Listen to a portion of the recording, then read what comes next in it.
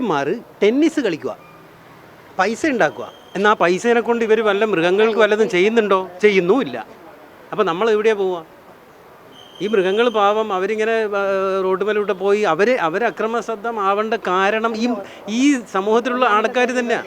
അവർ waste പുറത്ത് കളയുന്നത് കൊണ്ടാണ് ഇവർ വരുന്നത് അല്ലേ? അവരെ വീട്ടിൻ്റെ സൈഡിൽ ഒരു പ്ലേറ്റിൽ ഭക്ഷണം വെച്ച് കൊടുത്താൽ അവരവിടെ നിന്ന് കഴിച്ച് അവർ ഇൻഡിവിജ്വലായിട്ട് അക്രമം ഇല്ലാതെ അവർ ജീവിച്ചോളൂ. യാതൊരു പ്രകോപനവും ഇല്ലാതെയാണ് കൊച്ചു കുട്ടികളെ പോലും ആക്രമിക്കുന്നത്. അതിപ്പോൾ നമുക്ക് കണ്ട് സഹിക്കാൻ വേണ്ടി പറ്റാത്തൊരു കാഴ്ച. അത് പറഞ്ഞു തരാം. എന്താണെന്നറിയാം കുട്ടികളെ ഇതാക്കുന്നത്? ഈ കുഞ്ഞുങ്ങൾക്ക് നമ്മൾക്ക് ഒരു നേരം ഭക്ഷണം കഴിക്കാതെ നമുക്ക് നിൽക്കാൻ വേണ്ടി കഴിയത്തില്ല.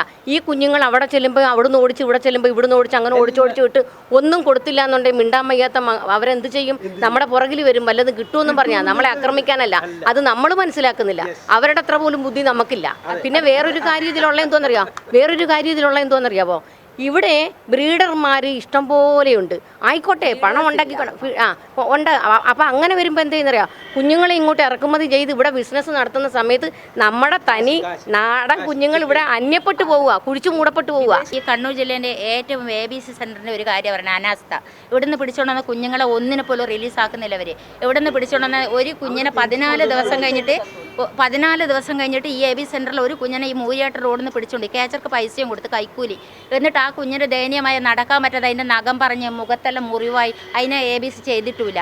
അതാണ് ഇവിടുത്തെ ABC സെൻ്റർ. ഈ കണ്ണൂർ ജില്ലേൻ്റെ പഞ്ചായത്തിൻ്റെ ഈ ഒറ്റൊരു ABC സെൻ്ററിൻ്റെ ഒരു പഞ്ചായത്തിനും നല്ല രീതിയിലായിട്ട് ഒരു ABC നടക്കുന്നില്ല ഇവിടെ. പിന്നെ ദയവ് ചെയ്ത് മാധ്യമങ്ങളോട് ഒരു റിക്വസ്റ്റ് ഉള്ളത്, ABC റൂൾ അനുസരിച്ച് ഇവരെ തെരുവ് നായ എന്ന് ഉപയോഗിക്കാൻ പാടില്ല. ഇവർ കമ്മ്യൂണിറ്റി ഡോഗാണ്. നമ്മൾ സമൂഹ ജീവിയായ മനുഷ്യരാണ്. അതേപോലെ സമൂഹ ജീവിയായിട്ടുള്ള ഡോഗ്സ് ആണ് ഇവർ. നാടൻ നായ്ക്കൾ, നാട്ടുനായ്ക്കൾ, കമ്മ്യൂണിറ്റി ഡോഗ്സ് ഓർ സമൂഹ നായകൾ. അല്ലാതെ നിങ്ങൾ മാധ്യമങ്ങൾ ആദ്യം തെറ്റിദ്ധരുത്തണം, തെരുവ് നായാന്ന് ഇവരെ പറയരുത്. ഈ കണ്ണൂർ ജില്ലയിലെ കാലങ്ങളായിട്ട് തെരുവ് നായകളെ മാരകമായി കൊന്നുകൊണ്ടിരിക്കുന്ന അവസ്ഥയാണ് നിലവിലുള്ളത്. 2001 ABC റൂൾ എന്ന് പറയുന്ന ഒരു നിയമം നിലയിൽ വന്നിട്ടും 2025 ഇപ്പോൾ ഇതുവരെയായിട്ടും ഒരു ABC സെൻ്ററാണ് കണ്ണൂർ ജില്ലയിൽ ആകെയുള്ളത്, പടിയൂർ. ആ ABC സെൻ്ററിൽ ഒരു ദിവസം 10 നായകളോളം മാത്രമാണ് വന്ധീകരണം ചെയ്യപ്പെടുന്നത്. അപ്പോൾ അങ്ങനെയുള്ളൊരു സാഹചര്യത്തിൽ 2 ദിവസത്തിനുള്ളിൽ 3 ഷെൽട്ടർ ഹോംസും 2-3 ABC സെൻ്ററും ഒക്കെ ഉണ്ടാക്കണം എന്നുള്ള രീതിയിലാണ് മന്ത്രി തല ചർച്ചയിൽ ഇന്നലെ ഉരുത്തിരിഞ്ഞിട്ടുള്ള ആശയങ്ങൾ.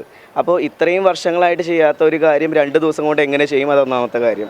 പിന്നെ ഈ എല്ലാ നായകളെയും ഒരു ഏരിയയിലുള്ള അല്ലെങ്കിൽ ഒരു കോർപ്പറേഷൻ പരിധിയിലുള്ള പലയിടങ്ങളിലുള്ള എല്ലാ നായകളെയും ഒരു സ്ഥലത്ത് പാർപ്പിക്കുക അല്ലെങ്കിൽ 2-3 ഷെൽട്ടറുകളിൽ അടച്ചിടുക എന്ന് പറയുന്നത് ഇന്ത്യയിൽ നിലനിൽക്കുന്ന ABC നിയമം, ABC റൂൾ ഡോഗ്സ് 2023 എന്ന റൂൾസിന് എഗെയിൻസ്റ്റ് ആയിട്ടുള്ള ഒരു കാര്യമാണ്. അതിൽ പറയുന്നത് എങ്ങനെയാണെന്ന് വെച്ചിട്ടുണ്ടെങ്കിൽ നായകളെ വന്ധ്യംകരണം ചെയ്യുന്നതിന് മാത്രമേ പിടിക്കാവൂ എന്നും വന്ധ്യംകരണം ചെയ്ത നായകളെ വന്ധ്യംകരണം ചെയ്ത് അതിൻ്റെ മുറിവ് ഉണങ്ങിയതിന് ശേഷം അതാത് സ്ഥലങ്ങളിൽ തന്നെ റിലീസ് ചെയ്യണം എന്നുള്ളതുമാണ്.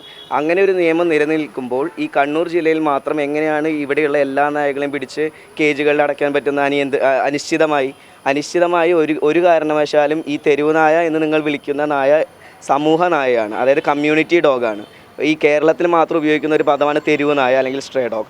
ബാക്കി എല്ലാ സംസ്ഥാനങ്ങളിലും എല്ലാ സ്ഥലങ്ങളിലും കമ്മ്യൂണിറ്റി ഡോഗ്സ് എന്നാണ് ഇവർ അറിയപ്പെടുന്നത്. എന്തുകൊണ്ടാണ് കമ്മ്യൂണിറ്റി ഡോഗും തെരുവ് നായയും തമ്മിലുള്ള വ്യത്യാസം എന്താണ്? കമ്മ്യൂണിറ്റി ഡോഗ് എന്ന് പറഞ്ഞിട്ടുണ്ടെങ്കിൽ അതിനെ ടേക്ക് കെയർ ചെയ്യുന്ന ആളുകളുണ്ടായിരിക്കും, അതിന് ഭക്ഷണം കൊടുക്കുന്നുണ്ടായിരിക്കും, ആ നായകളെ വന്ധ്യംകരണം ചെയ്തിട്ടുള്ളതായിരിക്കും, അവരെ വാക്സിനേറ്റ് ചെയ്തിട്ടുള്ളതായിരിക്കും, അവർക്ക് ഭക്ഷണം കഴിക്കണം, ഉറങ്ങണം എന്നുള്ളൊരു ആവശ്യം മാത്രമേ ഉള്ളൂ.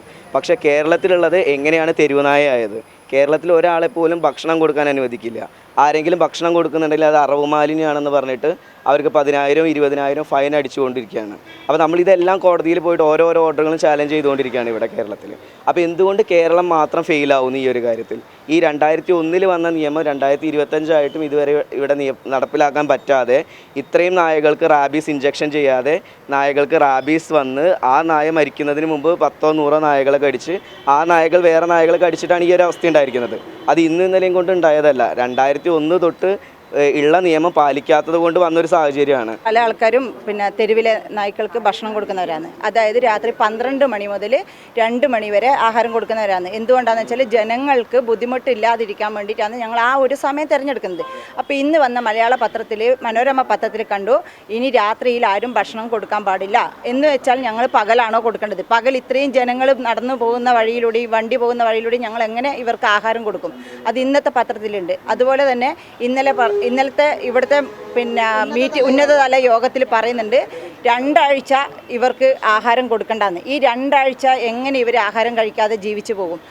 ഈ മനുഷ്യർക്ക് പറ്റുമോ? ഈ 2 ആഴ്ച പോയിട്ട് ഒരു ദിവസം ആഹാരം കഴിക്കാതിരിക്കാൻ പറ്റുമോ? അപ്പോൾ അതിനെല്ലാം ഒരു മറുപടി ഞങ്ങൾക്ക് കിട്ടിയിരിക്കണം. അതായത് സ്ട്രീറ്റ് ഡോഗ് എന്ന് പറയുന്നതിൽ ബഹുഭൂരിപക്ഷം എന്ന് പറഞ്ഞാൽ ആളുകൾ വീട്ടിൽ വളർത്തിയിരുന്ന് പറഞ്ഞാൽ എന്തെങ്കിലും കാരണവശാൽ റോഡിൽ കൊണ്ട് പിന്നെ തള്ളുന്ന നായ്ക്കൾ ആണ് ഒരുപാടുള്ളത്. കാരണം ഞാൻ ഒരു 5-6 വർഷമായി ഞാൻ ഒരുപാട് സ്ഥലത്ത് ഞാൻ ഫുഡ് കൊടുക്കുന്നുണ്ട്. അവിടെയൊക്കെ എനിക്ക് കാണാൻ പറ്റുന്നതിൽ കൂടുതലും ഈ തരത്തിൽ നായ്ക്കളാണ്. ഒന്നിനെ ഞാൻ എൻ്റെ കസ്റ്റഡിയിൽ വെച്ചിട്ട് ട്രീറ്റ് ചെയ്യുന്നുണ്ട്. ആൾ വളർത്തിയിട്ട് പിന്നെ ഉപേക്ഷ നായ്യ. അപ്പോൾ അതിനുള്ള എന്താ പരിഹാരം? അതും കൂടി ഇതിൽ ഉൾപ്പെടുത്തണം എന്നുള്ള എൻ്റെ ഒരു അഭ്യർത്ഥന.